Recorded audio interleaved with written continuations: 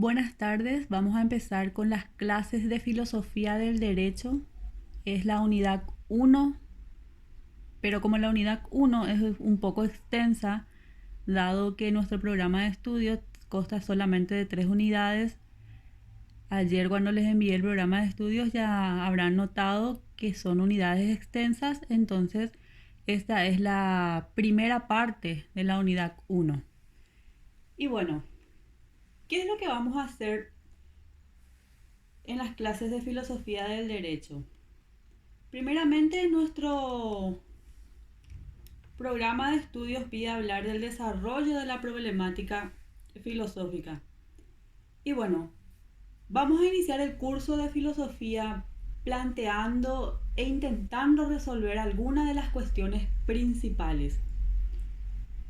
Ustedes vienen al curso y yo a ella también, para hacer juntos algo. ¿Y qué es lo que vamos a hacer juntos? Bueno, lo que vamos a hacer juntos en este curso o a lo largo del desarrollo de las unidades vamos a hacer filosofía. Es decir, el eje del curso de filosofía lo constituyen los problemas metafísicos y gnoseológicos. Gnoseológico significa conocimiento. Todo lo que tengan que ver con problemas metafísicos y gnoseológicos, las cuestiones solidarias del ser y del conocer en sus vicisitudes históricas, es lo que vamos a estar abocándonos a estudiar en esta materia. Y bueno, para empezar debemos por lo menos dar un concepto general de la filosofía. Y quizás fuese la incumbencia de esta lección, de esta primera unidad. Sin embargo, es imposible decir de antemano qué es la filosofía, dado que no se puede definir la filosofía antes de hacerla. Pero lo que sí podemos es desglosar el significado etimológico de la palabra. Filosofía es así etimológicamente el amor o la tendencia a la sabiduría. Bueno, siguiendo con lo que pide nuestro programa, vamos a hablar del carácter aporético del saber filosófico. Y para ello tenemos que saber que el término aporético viene de aporía, que significa dificultad, camino sin salida, duda de difícil solución racional. En filosofía, aporía viene a significar argumento que expresa o que contiene una inviabilidad de orden racional. Se trata de una proposición sin base lógica, un problema que no se puede superar, un razonamiento cuya conclusión es un juicio contradictorio que se puede identificar con la antinomia o la paradoja. A veces se usa el término paradoja como equivalente a antinomia, pero más apropiadamente se estima que las antinomias son una clase de paradoja. En una teoría, una aporía es la afirmación que contradice el fundamento de dicha teoría. Y existen ejemplos de aporía, y el más famoso ejemplo es el argumento de Zenón de Elea sobre su proposición sobre el movimiento. Dice Zenón de Elea que el movimiento no existe. Dice que el movimiento es una ilusión y para probarlo utiliza la aporía de Aquiles y la tortuga. Aquiles es el más veloz de los hombres. Nunca podría alcanzar a la lenta tortuga si ésta había partido un momento antes que él, ya que a cada espacio que avanzaba Aquiles, la tortuga siempre estaba un espacio adelantada a Aquiles, decía Zenón de Elea en su argumento. Bueno, eso es una base introductoria para que ustedes sepan lo que es el o sea, la aporía, ¿verdad? Ahora pide también nuestro contenido programático hablar de los distintos tipos del saber. Y tenemos entre ellos el saber vulgar, el científico y el filosófico. Ahí lo tienen en pantalla. Bueno, primeramente veamos qué significa saber. Bueno, el saber tiene un sentido muy amplio. Equivale a toda forma de conocimiento y se opone por lo tanto a la ignorancia. El saber es una contemplación, es recibir, incorporar al pensamiento contenidos, sin importar la profundidad de ellos. El saber transita por varias avenidas. La primera avenida es el saber vulgar, la segunda es el científico y la tercera avenida es el saber filosófico. Bueno, vamos a hablar primeramente del saber vulgar, que como les dije es la primera avenida del saber. El saber vulgar es el famoso aranducaat que dice la gente en guaraní. Es el famoso saber ingenuo, es ese saber espontáneo que se va acumulando sin que nos propongamos deliberadamente adquirirlo. Es ese saber que se va logrando a lo largo de la experiencia diaria, a lo largo de la vida.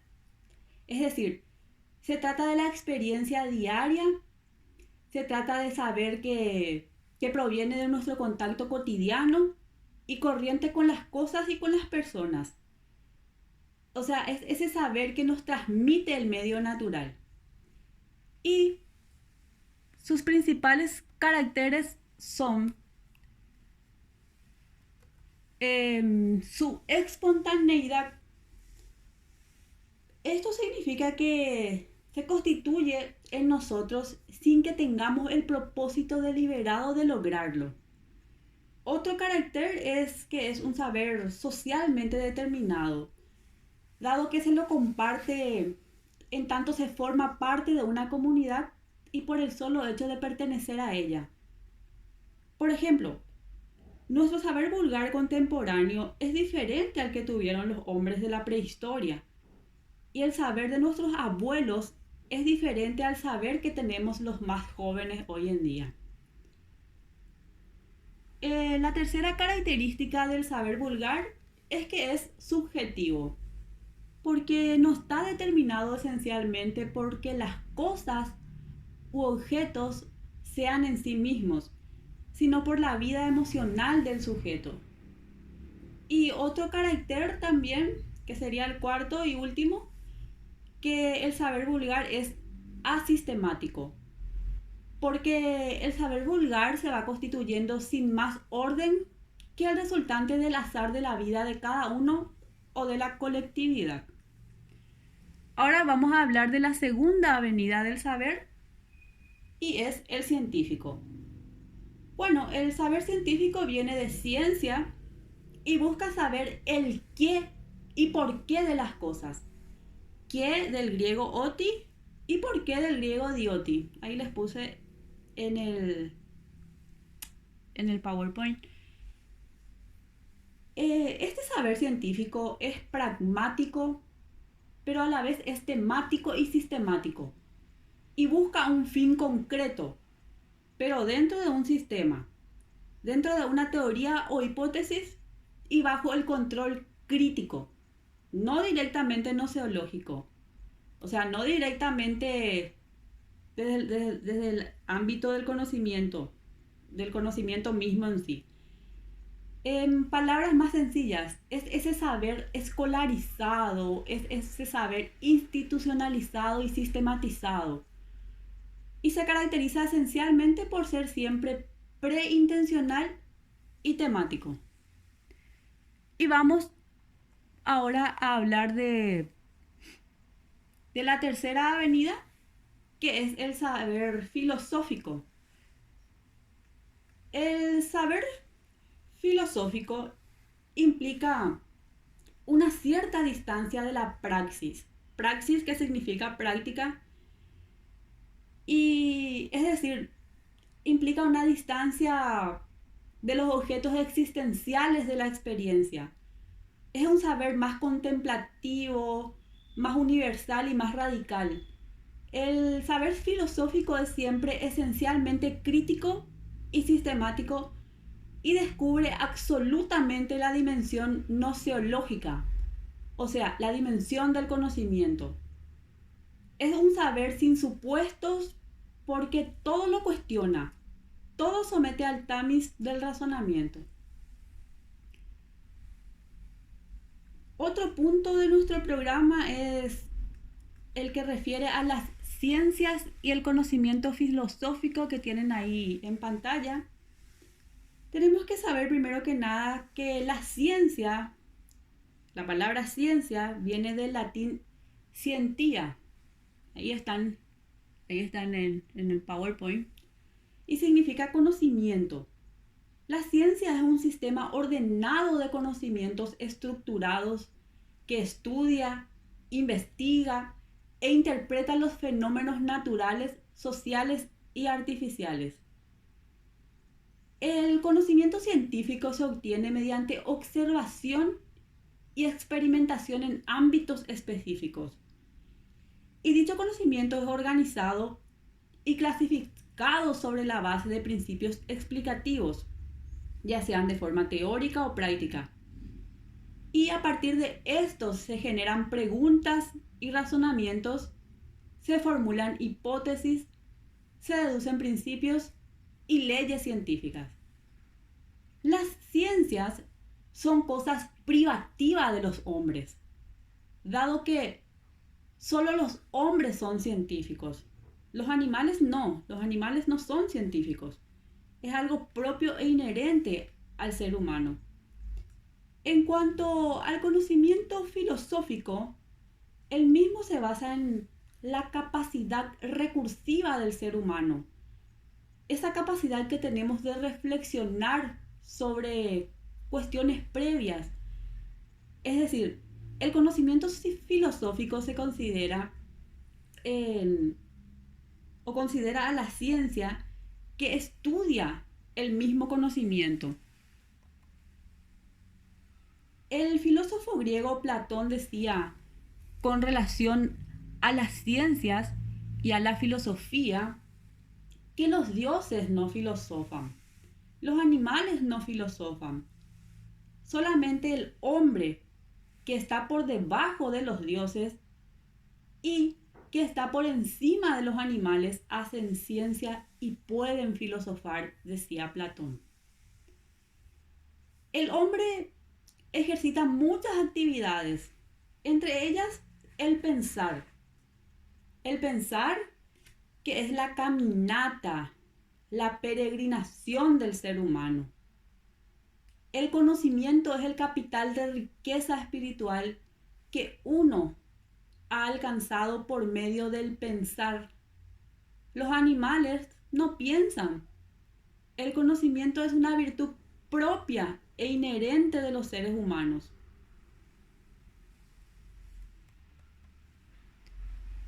Ahora vamos a hablar de la ciencia del derecho y la filosofía del derecho. La diferencia entre la ciencia y la filosofía del derecho es la profundidad. La filosofía del derecho busca las causas últimas del derecho. Es decir, nos permite navegar por las aguas más profundas del derecho. La idea de la filosofía del derecho es la de un conocimiento absoluto de lo jurídico, un conocimiento rigurosamente universal y necesario sobre lo jurídico. Mientras que la ciencia del derecho es la ciencia cuyo objeto es el derecho. Es decir, el objeto de la ciencia jurídica es la conducta humana en interferencia intersubjetiva. Siguiendo con el desarrollo de nuestro contenido programático, encontramos el punto atinente a los primeros filósofos griegos y sus preocupaciones fundamentales. y nos pide hablar específicamente de Heráclito y Parménides. Tenemos que saber que el primer esfuerzo filosófico de los hombres fue hecho por los griegos y empezó siendo un esfuerzo para discernir entre lo que tiene una existencia meramente aparente y lo que tiene una existencia real. El primer pueblo que de verdad filosofa es el pueblo griego. Otros pueblos anteriores han tenido cultura, han tenido religión, han tenido sabiduría, pero no han tenido filosofía. Especialmente desde Schopenhauer nos han llenado la cabeza de las filosofías orientales, de la filosofía india, de la filosofía china. Sin embargo, esas no son filosofías. Esas son concepciones generalmente vagas sobre el universo y la vida. Son religión, son sapiencia popular, más o menos genial, más o menos desarrollada, pero filosofía no la hay en la historia de la cultura humana, del pensamiento humano, hasta los griegos. Es decir, los griegos fueron los inventores de esto que se llama filosofía. ¿Y por qué? ¿Por qué ellos fueron los inventores? Y fueron los inventores en el sentido de la palabra descubrir, los descubridores de la razón, los que descubrieron que con la razón, con el pensamiento racional, se puede hallar lo que las cosas son, se puede averiguar el último fondo de las cosas. Entonces, empezaron a hacer uso de sus intuiciones intelectuales e intuiciones racionales metódicamente. Bueno, hecho este paréntesis, diremos que el más antiguo filósofo griego de que se tiene historia o noticias un poco más exacta, se llama Tales de Mileto. Este filósofo, que es el más antiguo filósofo griego, es de la ciudad, o era de la ciudad de Mileto, por eso se llama Tales de Mileto. Generalmente los filósofos antiguos tienen su nombre y se le llama con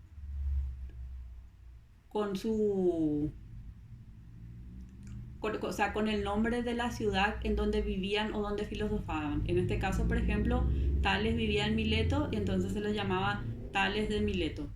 Bueno, este hombre Tales buscó entre las cosas cuál sería el principio de todas las demás. O sea, cuál sería el principio del ser en sí. Siendo de ese modo para Tales de Mileto el agua el principio de todas las cosas. Para él el principio de todas las cosas era el agua.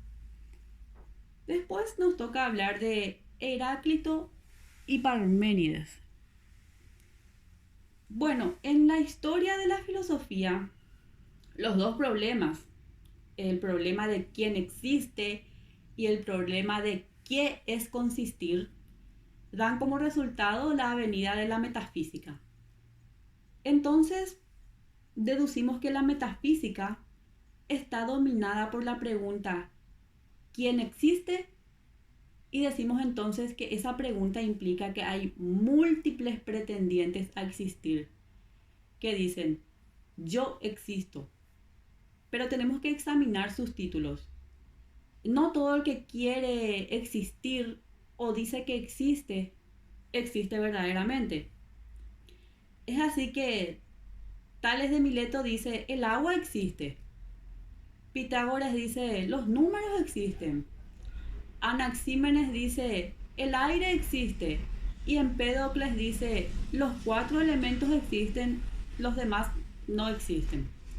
Bueno, ya que nuestro programa de estudio nos pide profundizar en estos dos filósofos griegos que son Heráclito y Parménides, vamos a ver qué decía Heráclito con respecto a la metafísica. Bueno, primero que nada, Heráclito fue un hombre de profundo genio, de genio enormemente grande, anticipó una porción de temas de la filosofía contemporánea Heráclito recorre con la mirada las soluciones, todas que antes de él han sido dadas al problema de quién existe. Y se encuentra con una enorme variedad de contestaciones. Se encuentran con que Tales de Mileto dice, el agua existe. Se encuentra con que Pitágoras dice, los números existen. Anaxímenes dice, el aire existe. Y Empédocles dice, los cuatro elementos existen y los demás no existen. Entonces, Heráclito encuentra que ninguna de estas contestaciones tiene razón.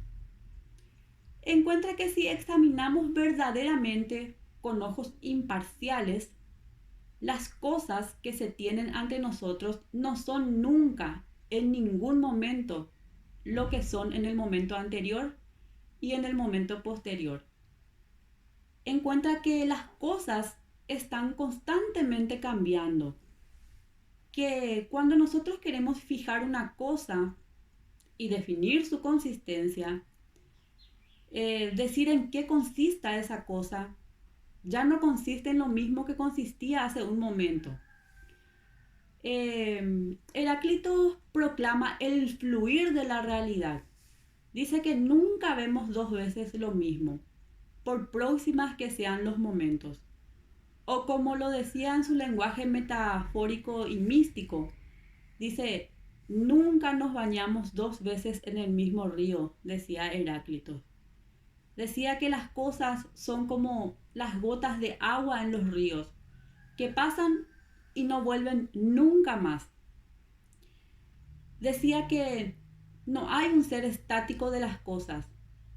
Lo que hay es un ser dinámico, en el cual podemos hacer un corte, pero será caprichoso, decía él.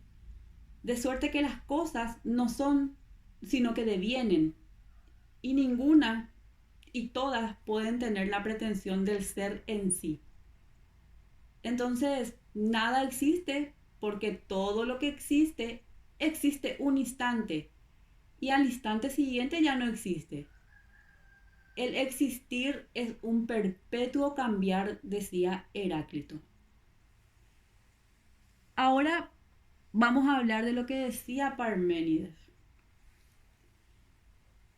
Bueno, estamos metidos de lleno en el problema de la metafísica, es decir, en el problema de quién existe y qué es lo que existe.